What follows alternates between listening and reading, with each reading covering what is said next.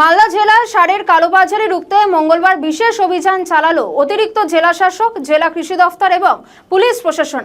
মানিকচকের মথুরাপুরে 3টি সারের দোকানে অভিযান চালানো হয়।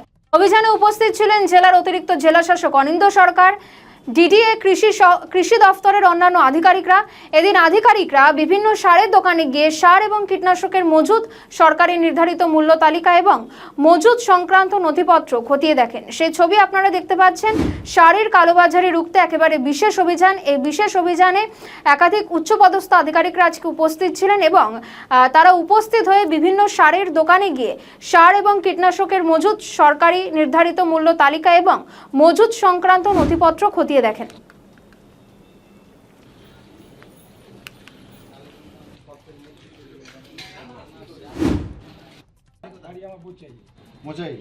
জমি আছে আমার, জমি তো নাই, আমি বাগান আছে। হ্যাঁ, বাগান কিনেছি আমরা, ওটা সার করছি বাগানে।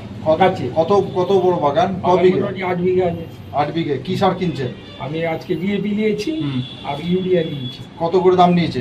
আমার ইউরিয়া 266 আর 266 কি কেজি নাকি? না বস্তা। হ্যাঁ। আর ডিএপি 1350। 1350। হ্যাঁ।